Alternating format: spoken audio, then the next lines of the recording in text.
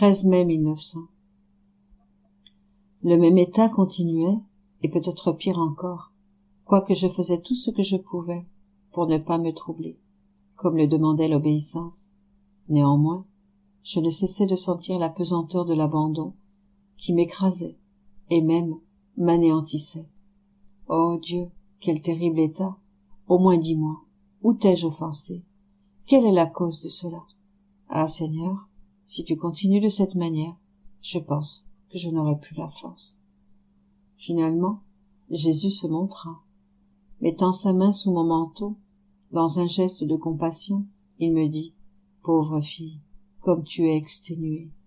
Puis me faisant partager ses souffrances, il disparut à la vitesse de l'éclair, me laissant plus affligée qu'auparavant. Je me sentais comme s'il n'était pas venu depuis longtemps. Je me sentais angoissée de vivre encore. Ma vie était une continuelle agonie. Ah Seigneur, apporte-moi de l'aide et ne me laisse pas ainsi abandonnée, même si c'est ce que je mérite. 13 mai 1924. L'adoration véritable et parfaite consiste à consentir totalement à l'union de son âme avec la divine volonté. Le véritable et parfait modèle d'adoration est la très sainte Trinité. Un envol de l'âme dans la divine volonté est suffisant pour que soient comblés tous ces manques d'amour involontaires.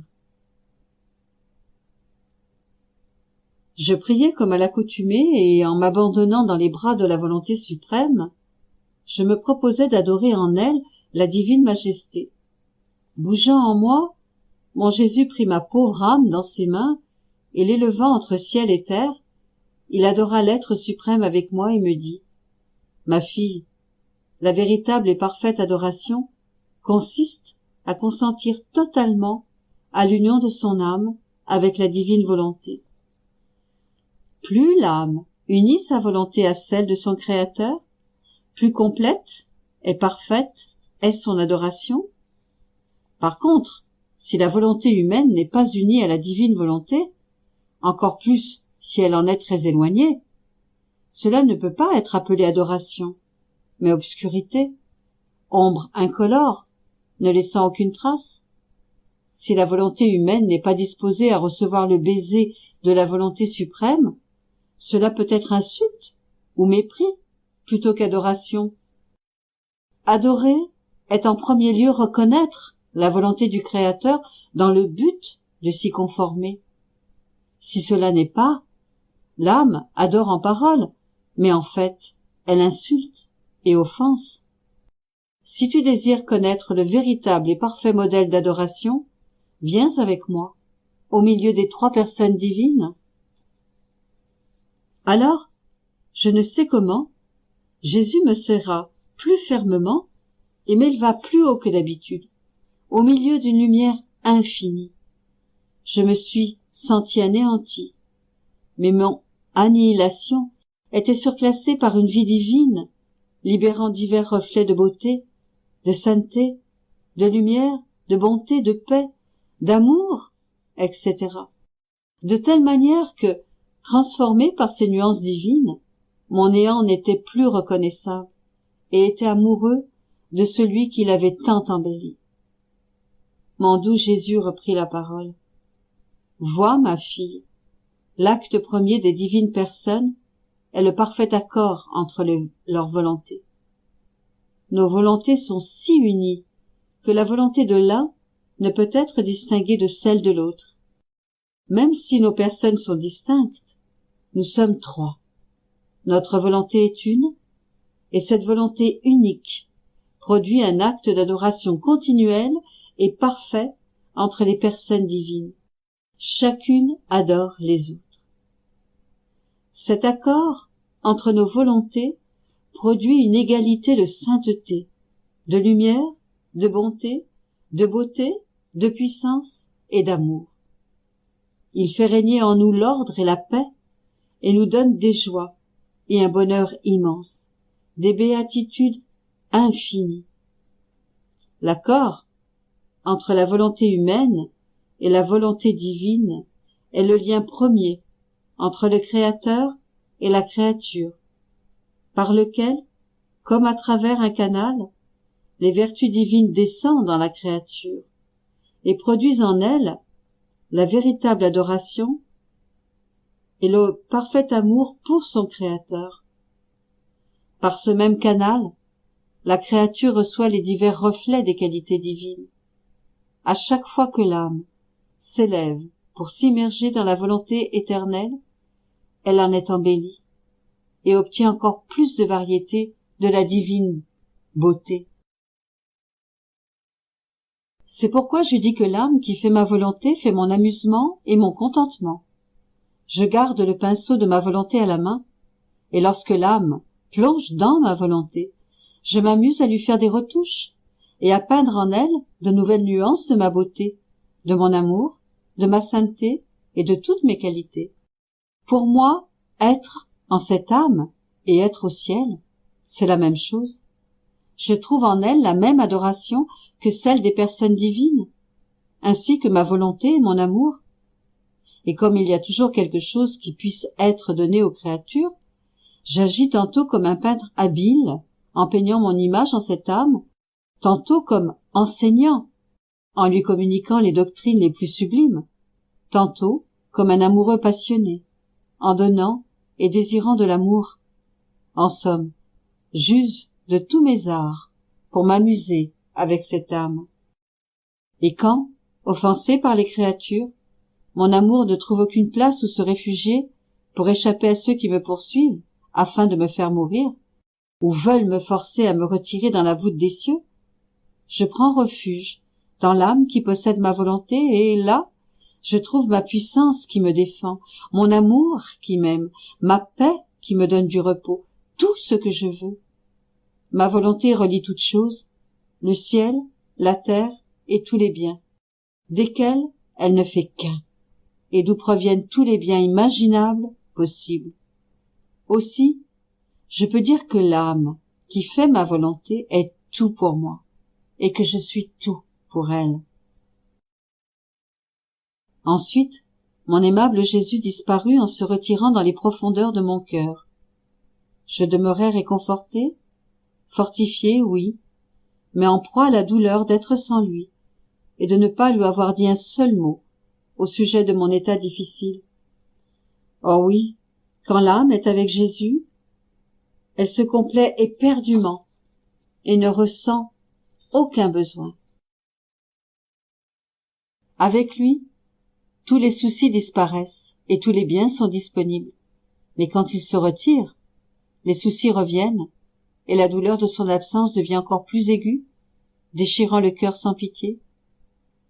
Mon Jésus réapparut et me dit que son cœur était couvert de plaies, comme si on lui avait donné 1000 coups de couteau. Il me dit, « Ma fille, c'est toi qui m'as fait ces blessures au cœur. Lorsque tu m'appelais, tu me blessais. Lorsque tu me rappelais que tu étais sans moi, tu renouvelais les blessures. Et lorsque tu souffrais à cause de mon absence, tu ajoutais encore plus de blessures. » En entendant cela, je lui dis, « Mon amour, si tu savais combien mon cœur saigne à cause de toi, et combien je me sens blessée et aigrie par mes privations de toi, au point de ne plus pouvoir en prendre.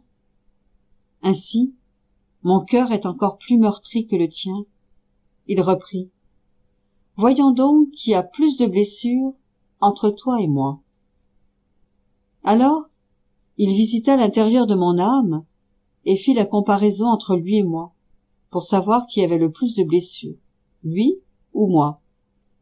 À ma surprise, je m'aperçus qu'il avait plus de blessures que moi, même si j'en avais pas mal. Il me dit, « As-tu vu comme je suis plus blessé que toi ? Cependant, sache qu'il existe différents manques d'amour résultant de mon absence. Ne crains pas, j'assume l'engagement de les combler, car je sais que tu ne peux pas faire en mon absence ce que tu fais quand je suis avec toi. Comme ce n'est pas toi qui choisis d'avoir ces manques d'amour, ton Jésus va s'occuper de les combler. Un envol dans ma volonté sera suffisant pour nous mettre à égalité en amour, de telle manière que, débordant à l'extérieur, cet amour se déverse pour le bien de nos frères. Donc, laisse-moi agir et aie confiance en moi. 13 mai 1926. La sainteté est dans l'accomplissement de son devoir. Image de celle qui opère pour des raisons humaines et de celle qui opère pour faire la divine volonté. Comment notre Seigneur est le battement de cœur de toute la création. Je faisais mon adoration habituelle à mon Jésus crucifié, et en priant, je sentais mon doux Jésus près de moi. Jetant ses bras autour de mon cou, il me serra très fort contre lui et me fit voir en même temps mon dernier confesseur, le père Francesco de Benedictis, décédé le 30 janvier 1926. Il me parut pensif et recueilli, mais sans me dire un mot.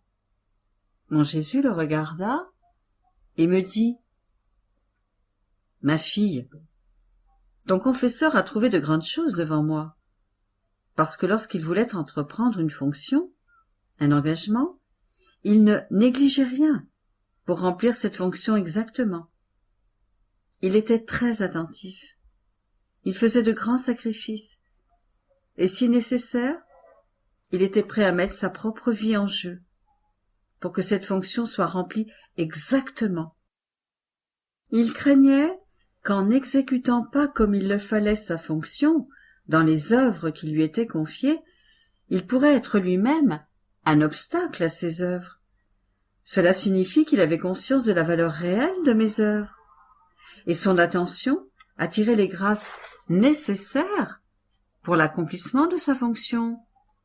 Cela ne semble pas être grand-chose, mais tout est là. En fait, lorsque l'on est appelé à une fonction et que l'on remplit les devoirs appartenant à cette fonction, cela veut dire que l'on agit pour Dieu, et la sainteté est dans l'accomplissement de ses devoirs. Il est donc venu devant moi avec l'accomplissement de ses propres devoirs qui lui avaient été confiés. Comment ne l'aurais-je pas récompensé comme il le méritait? Pendant que Jésus parlait, le confesseur semblait être plongé plus profondément dans son recueillement, et la lumière de Jésus se reflétait sur son visage. Mais il ne m'a pas dit un seul mot. Et Jésus reprit. « Ma fille, lorsqu'un individu occupe une fonction et commet une faute, ou n'est pas attentif aux devoirs que requiert sa fonction, il peut être la cause de grands troubles. Imagine celui qui a la fonction de juge, de roi, de ministre ou de maire. S'il commet une faute ou n'est pas attentif à ses devoirs, il peut causer la ruine de famille, de ville, ou même de royaume tout entier. Si cette faute, si ce manque d'attention venait d'un individu privé qui n'occupe pas une fonction donnée, cela ne causerait pas tant de problèmes. Par conséquent, les fautes dans les fonctions pèsent plus lourdement et causent des conséquences plus graves. Ainsi, lorsque j'appelle un confesseur à lui donner une fonction et lui confie dans cet office une de mes œuvres, si je ne le vois pas attentif à l'accomplissement de ses devoirs correspondant à cet office, je ne lui donne ni la grâce nécessaire, ni suffisamment de lumière pour lui faire comprendre l'importance de mon œuvre. Je ne peux pas non plus lui faire confiance, parce que je vois qu'il n'a pas conscience de l'œuvre que je lui ai confiée. Ma fille, si quelqu'un exécute sa fonction exactement, cela signifie qu'il accomplit ma volonté. Sinon, cela veut dire qu'il agit pour des raisons humaines. Et si tu savais la différence entre les deux. Pendant ce temps, je voyais deux personnes devant moi. L'une d'elles ramassait des pierres, de vieux chiffons, des bouts de fer rouillés et des morceaux d'argile, des choses lourdes et de très peu de valeur. La pauvre peinait et suait sous le poids de ses détritus, d'autant plus que cela ne lui donnait pas la valeur nécessaire pour satisfaire sa faim. L'autre ramassait des grains de diamants, de petits joyaux et des pierres précieuses, toutes choses très légères, mais d'une valeur incalculable. Mon doux Jésus ajouta: celle qui ramassait des ordures est l'image de celui qui agit pour des motifs humains. Ce qui est humain porte toujours le poids de la matière. L'autre est l'image de celui qui agit afin de faire la divine volonté. Quelle différence entre les deux? Les grains de diamant sont mes vérités. Les connaissances concernant ma volonté qui, ramassées par l'âme, constituent pour elle autant de diamants.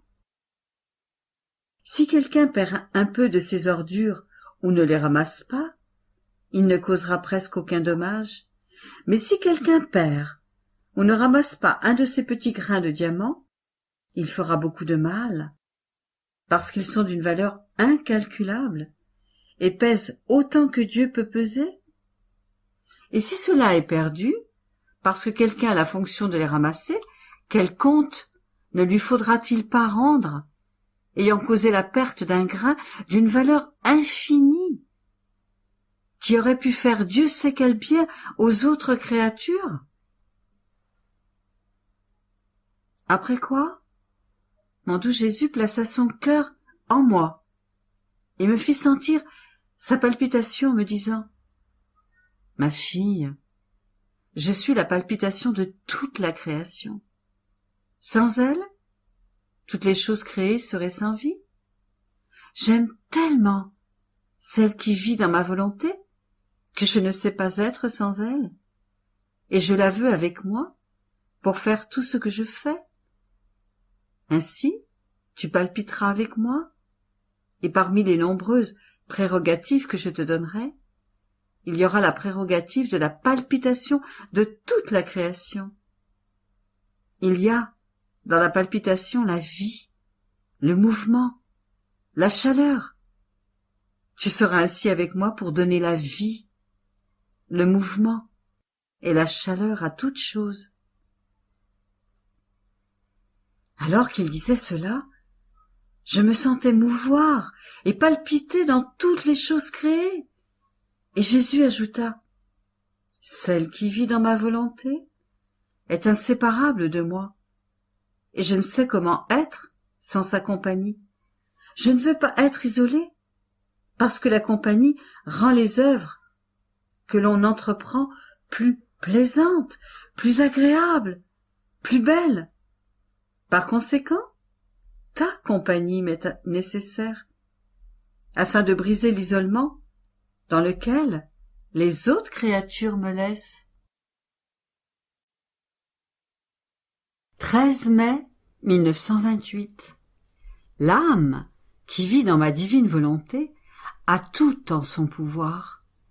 Elle est la nouvelle répétitrice des actes de la Vierge, des saints et de notre Seigneur. Je priais et j'avais le sentiment que je ne savais pas comment prier, aimer et remercier Jésus. Alors je me disais: comme je voudrais avoir en mon pouvoir l'amour et les prières de la Dame souveraine et de tous les saints, afin d'être capable d'aimer et de prier Jésus avec son amour et ses prières, et avec ceux du ciel tout entier. Et mon doux Jésus, se manifestant en moi, me dit: ma fille, lorsqu'une âme vit dans ma volonté, tout est en son pouvoir, car ma volonté est dépositaire et gardienne de tout ce qu'ont fait ma maman et tous les saints. Il lui suffit de le vouloir et de vouloir prendre ce qu'ils ont fait, pour que l'amour accourt vers elle, que les prières la vestissent, que les vertus se mettent en place. attendant celles qui auront l'honneur d'être appelées à donner vie à leurs actes et à former leur magnifique et éclatante couronne. La Reine du ciel sent alors que son amour et ses prières sont répétées, et les saints leur vertu, par la créature sur la terre. Et oh, comme ils aiment voir leurs actes répétés. Il n'est pas de plus grande gloire qui puisse être accordée aux habitants du ciel que de répéter leur amour, leurs prières, leurs vertus. Et je ressens à nouveau l'amour et les prières de ma maman. Leur écho résonne en toi, et en le répétant, tu le répercutes dans le ciel, et tous reconnaissent leurs actes, dans tes actes. Ne te sentirais-tu pas honoré si quelqu'un répétait tes actes et modelait ses œuvres sur les tiennes? Avec quel amour ne le regarderais-tu pas? Si tu savais combien je suis heureux de t'entendre dire « Je veux m'unir aux pensées de Jésus, à ses paroles, à ses œuvres et à ses pas, pour me placer moi-même dans ses pensées, ses paroles, etc. Sur chaque pensée, parole, œuvre et pas des créatures, afin de répéter avec lui pour toutes et pour chacune ce que Jésus a fait avec ses pensées, ses paroles et tout ce qu'il a fait d'autre.